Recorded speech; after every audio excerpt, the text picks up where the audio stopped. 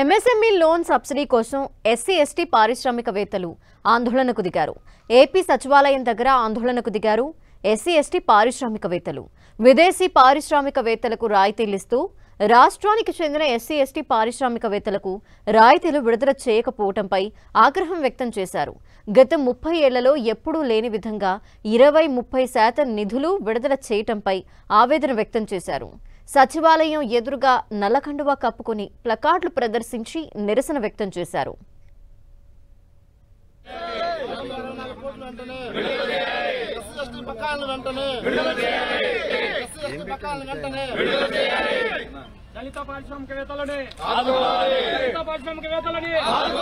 మరింత అదనపు సమాచారం మా ప్రతినిధి విజయ్ చంద్రన్ అందిస్తారు. గడిచిన 5 సంవత్సరాలుగా ఎస్సీ ఎస్టీ పారిశ్రామికవేత్తలకు రాష్ట్ర ప్రభుత్వాలు ఎటువంటి సబ్సిడీకి సంబంధించినటువంటి నిధులు అయితే ఉన్నాయో అవి విడుదల చేయడం లేదు. దీంతో ఎస్సీ ఎస్టీ పారిశ్రామికవేత్తలు తమ ఏదైతే కంపెనీలు ఉన్నాయో వాటన్నింటినీ కూడాను పరిశ్రమలను మూత వేసుకునే పరిస్థితికి వచ్చింది.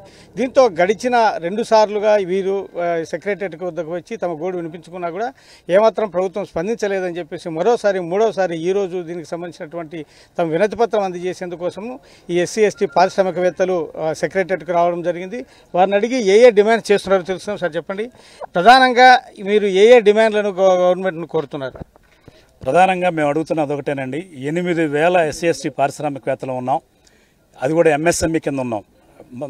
Only medium, micro and small medium సంబంధించినటువంటి చిన్న పరిశ్రమలు మాత్రమే. దానిలో ట్రాన్స్పోర్ట్ రంగం వాళ్ళం కూడా అధిక మొత్తంలో ఉన్నాం.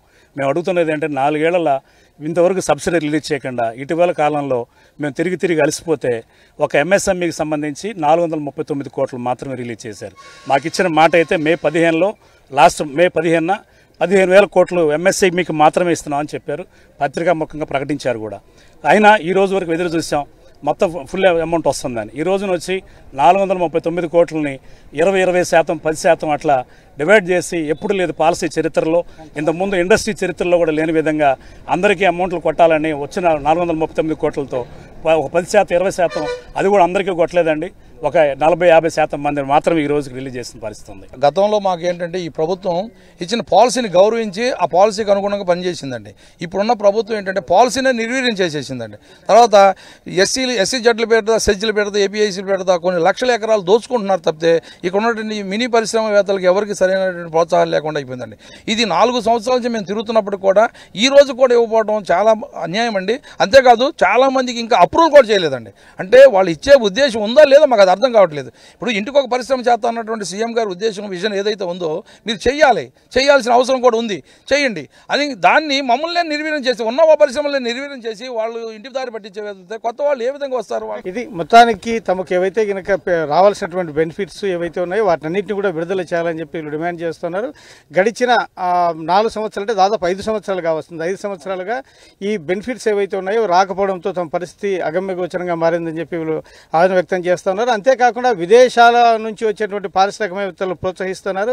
స్వదేశంలో ఉన్నటువంటి చిన్న పారిశ్రామికవేత్తలను పూర్తిగా అనగదొక్కేస్తున్నటువంటి ఆరోపణలు కూడా వీళ్ళు చేస్తున్నారు.